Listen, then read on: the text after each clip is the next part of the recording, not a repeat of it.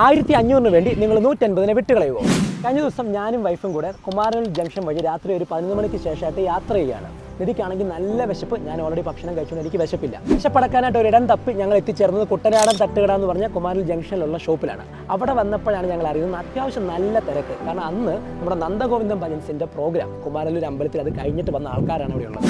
സത്യത്തിൽ കഴിക്കാൻ വേണ്ടി അങ്ങോട്ട് കയറുമ്പോൾ എനിക്കൊരു ചമ്മലായിരുന്നു. കാരണം ഞങ്ങൾ അകപ്പാട് ഒരാൾക്ക് കഴിച്ചാൽ മതി. ഞങ്ങൾ ആ കയറിയതിൻ്റെ തൊട്ട് പുറകെ ഒരു ഫാമിലി 5-6 പേരൊക്കെ കഴിക്കാൻ ഇങ്ങനെ വന്ന് നിൽപ്പുണ്ട്. അപ്പോൾ അവിടെ നിൽക്കുന്ന ചേട്ടനോട് ഞാൻ ചോദിച്ചു, ചേട്ടാ ഞങ്ങൾക്ക് ഒരാൾക്ക് കഴിച്ചാൽ മതി എന്ന് പറഞ്ഞു. അപ്പോൾ അദ്ദേഹം പറഞ്ഞു അതിനിപ്പോൾ എന്താ 2 പേരും കയറിയിരിക്കുക എന്ന് പറഞ്ഞ് അദ്ദേഹം ഞങ്ങൾ അകത്തോട്ട് സ്വീകരിച്ചു. അതിനുശേഷമായിട്ട് ഈ പുറകെ വന്ന ഫാമിലി അദ്ദേഹം ശ്രദ്ധിക്കുന്നത്. അപ്പോൾ നിധി പറഞ്ഞു എനിക്കൊരു ഫുൾ ഫ്രൈഡ് റൈസ് വേണ്ട, ഹാഫ് ഫ്രൈഡ് റൈസ് ഉണ്ടാകുമെന്ന് അവിടുത്തെ ഇത്തയോട് ചോദിച്ചു. ഇത്ത പറഞ്ഞു മോളെ ഹാഫായിട്ടില്ല, ഒരു കാര്യം ചെയ്യും മോള് കഴിക്കും, ബാക്കിയുള്ള ഞങ്ങൾ പാഴ്സലാക്കി തന്നു വിട്ടേക്കാന്ന് പറഞ്ഞു. കടയിൽ വന്ന മുഴുവൻ ആൾക്കാർ ഇവർ ശ്രദ്ധ നൽകി അവർക്ക് എല്ലാവർക്കും ആവശ്യം എന്താണ് അതൊക്കെ ഇങ്ങനെ കൊടുത്തോണ്ടിരിക്കുക. അതെല്ലാം കഴിഞ്ഞ് ഇടയ്ക്ക് ഓടി ഒന്ന് ചോദിക്കുന്നു നിങ്ങൾക്ക് എന്തെങ്കിലും വേണോ? അപ്പം ഞങ്ങൾക്ക് ലൈം ടീ കുടിക്കുന്ന ആഗ്രഹമുണ്ട്. ഇത്രയും തിരക്കിനിടയിൽ ഒരു ലൈം ടീ ഒക്കെ ചോദിക്കാൻ ഞങ്ങൾക്ക് ചമ്മല. എന്താണ് ലെമൺ ടീ ഒക്കെ ചോദിച്ചു?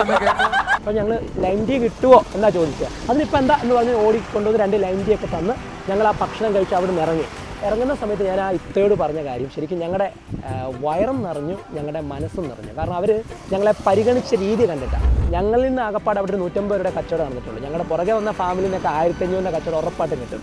ഞങ്ങളെ ഒഴിവാക്കി വേണമെങ്കിൽ അവരുടെ പുറകെ അവർക്ക് പോകാമായിരുന്നു. ഇത്തരത്തിലുള്ള അനുഭവമൊക്കെ നേരത്തെ എനിക്ക് പല സ്ഥലങ്ങളും ഉണ്ടായിട്ടുണ്ട്. പക്ഷേ അവർ ഞങ്ങളെ പരിഗണിച്ചു.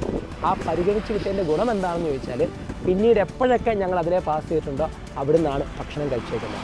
ആക്ച്വലി അവിടെ നടന്നത് 150 രൂപയുടെ കച്ചവടമല്ല, അതിൻ്റെ പല മടങ്ങാണ്.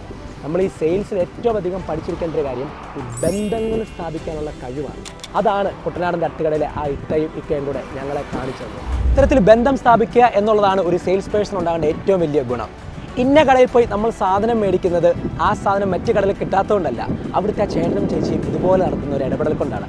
അങ്ങനെയുള്ളവരെ ഒന്ന് കമൻറ്റ് ചെയ്തു, അവർക്കായിട്ടൊന്ന് ഷെയർ ചെയ്തു, അവർക്കായി നമ്മൾ നൽകുന്ന ഒരു അഭിനന്ദനമായി മാറേണ്ടത്.